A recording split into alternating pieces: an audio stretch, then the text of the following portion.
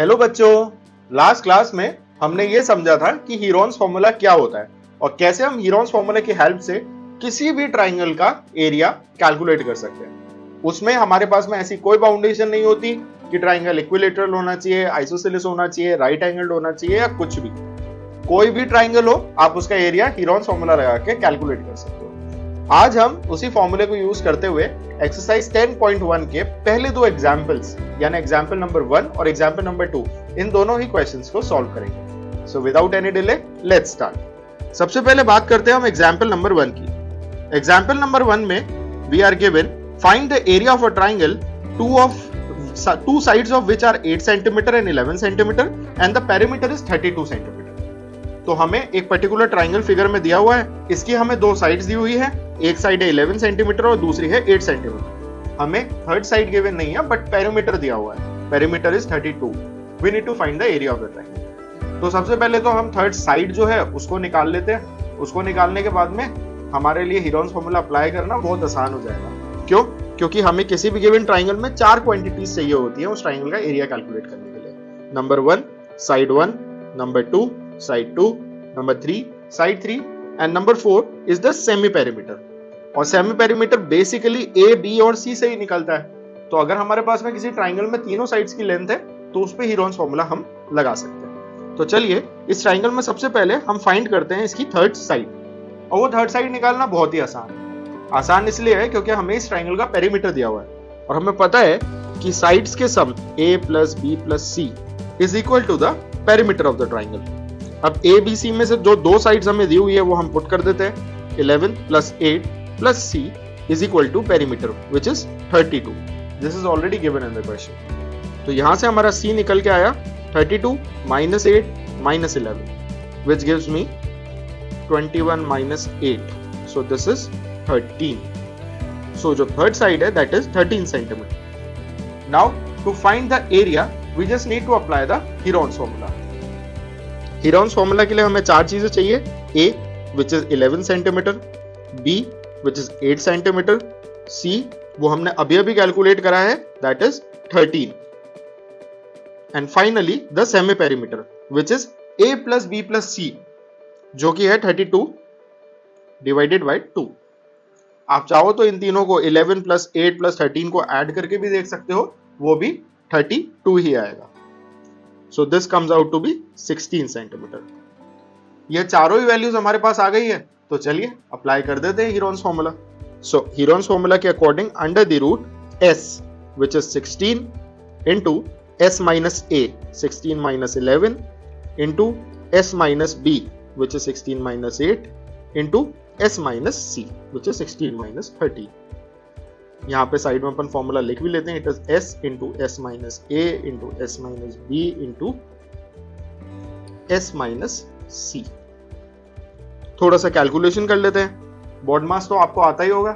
Baud मास हमें ये बताता है कि किसी भी सेट ऑफ अर्थमेटिक ऑपरेशंस में bracket of division, multiplication, addition और सब्सट्रैक्शन हमेशा जो कैलकुलेशन परफॉर्म होती है वो इसी ऑर्डर में होती है।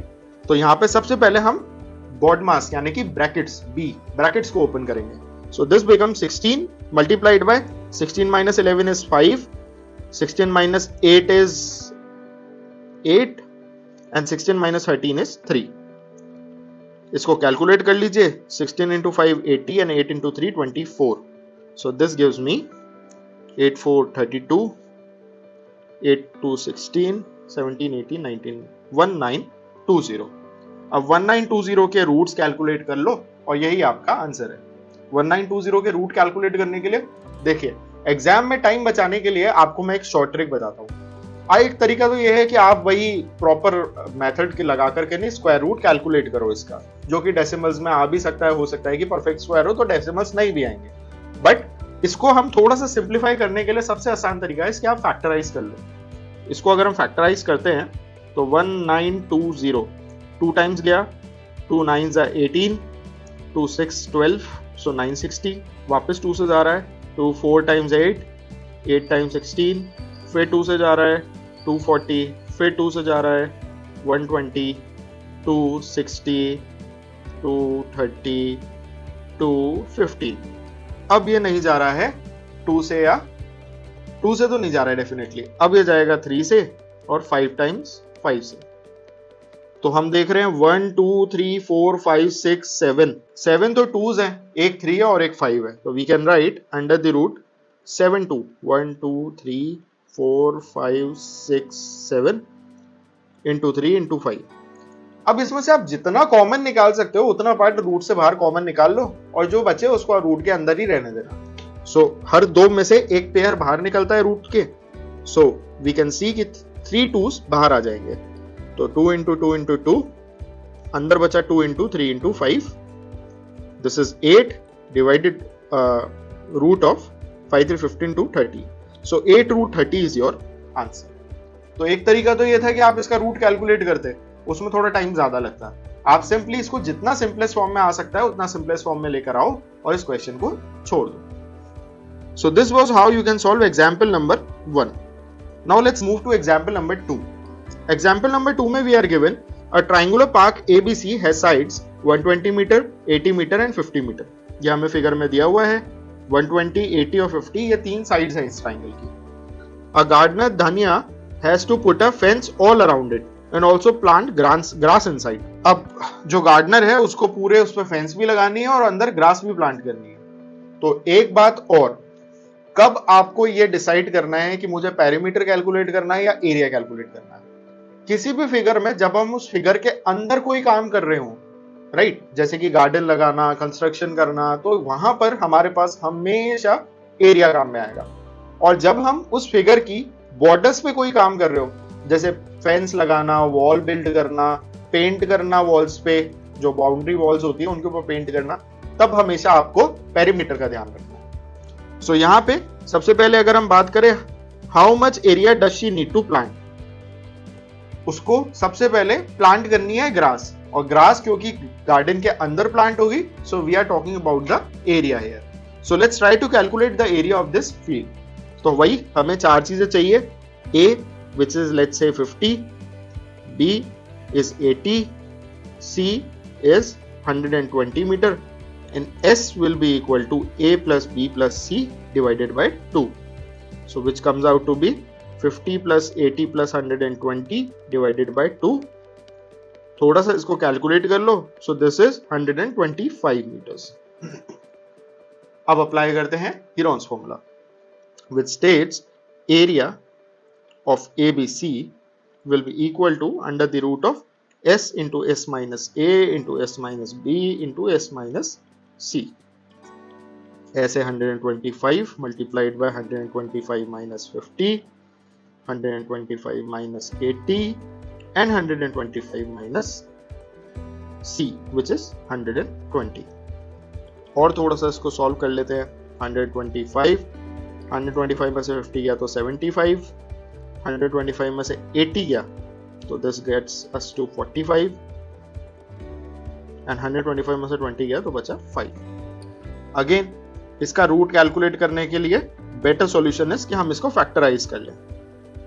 सो 125 के अगर आप फैक्टर्स कैलकुलेट करोगे that will come out to be 5 into 5 25 into 5 125। Similarly 75 का पहला फैक्टर होगा 5 और दूसरा फैक्टर होगा 15 को हम लिख सकते हैं 3 into 5। 45 का होगा 5 9 यानी 3 into 3 और 5 तो 5 है ही। अब यहां से एक पेयर ऑफ 5, दो पेयर ऑफ 5, 3 पेयर्स ऑफ 5 बाहर आ जाएगा और एक पेयर ऑफ 3 बाहर आ जाएगा। So we will get 5 into 5 into 5। इस पेयर से एक 5 बाहर, इस पेयर से एक 5 बाहर और इस पेयर से एक 5 बाहर, 3 5 बाहर आ गए और एक है 3 into 3 से एक 3 बाहर। अंदर we are left with 3 into 5। 5 5 25, 25 into 5 125, 125 into 3 is 375 root 15. So this is the area of this particular field. Now अब बात करते हैं सेकेंड पार्ट ऑफ क्वेश्चन की। Find the cost of fencing it with a barbed wire at a rate of 20 per meter, leaving a space 3 meter wide for the gate on one side. अब हमें fencing की cost calculate करनी है। क्योंकि हमें fencing की बात कर रहे हैं हम यहाँ पे, तो हम पेरीमीटर की बात करेंगे।